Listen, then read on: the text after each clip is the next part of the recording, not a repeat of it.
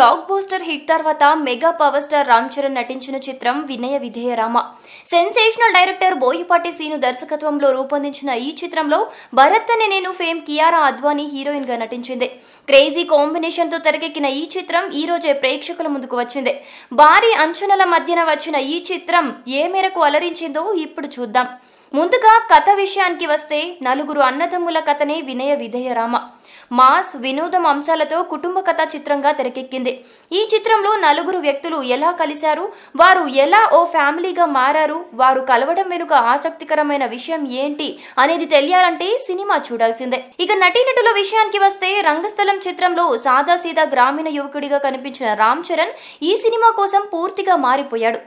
Action సీన్ల కోసం శరీరాకృతిని పూర్తిగా మార్చుకున్నాడు. రాంబో లుక్ తో రామ్ చరణ్ ఆకట్టుకున్నాడు. ఇక కైరా అద్వానీ గ్లామర్ తో మెప్పించింది. వివేక్ ఒబెరా తనదైన విలనిజంతో ఆకట్టుకున్నాడు. ఆర్యన్ రాజేష్, స్నేహ ఇలా భారీ తారాగణం ఉండటంతో సినిమా మొత్తం సందడిగా సాగింది. ఇక సాంకేతిక విషయాలకు వస్తే డైరెక్టర్ బోయపాటి తనదైన యాక్షన్ సీన్స్ లో అలరించే ప్రయత్నం చేశారు.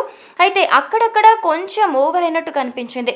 ఇక కథను అనుకున్న విధంగా తెరకెక్కించలేకపోయారని చెప్పవచ్చు. ఇక దేవిశ్రీ సంగీతం బాగుంది. రిషి పంజాబీ ఫోటోగ్రఫీ బాగుంది. కోటగిరి వెంకటేశ్వరరావు తన కత్తెరకు పని చెప్పాల్సి ఉంది. ఇక నిర్మాణ విలువలు బాగున్నాయి. ఏఎస్ ప్రకాష్ ఆర్ట్స్ బాగున్నాయి. ఇక సినిమాను ఒక్కసారి విశ్లేషించుకుంటే వినయ విధేయ రామ ఫస్ట్ హాఫ్ బాగుంది, కానీ సెకండ్ హాఫ్ నిరాశపరిచింది. ఇది కేవలం మాస్ అభిమానులకు మాత్రమే నచ్చే యావరేజ్ చిత్రం అని చెప్పవచ్చు. రామ్ చరణ్ నటన ఫస్ట్ హాఫ్ లో సన్నివేశాలు, ఫైట్స్, ఇంటర్వెల్ ముందు ముఖేష్ రిషికి వార్నింగ్ ఇచ్చే సన్నివేశం, బీహార్ లో సెల్యూట్ సన్నివేశం తప్ప మిగతా అంతా నిరాశపరిచే విధంగా ఉంది. ఇంటర్వెల్ ఫైట్ కాస్త ఓవర్ గా ఉంది.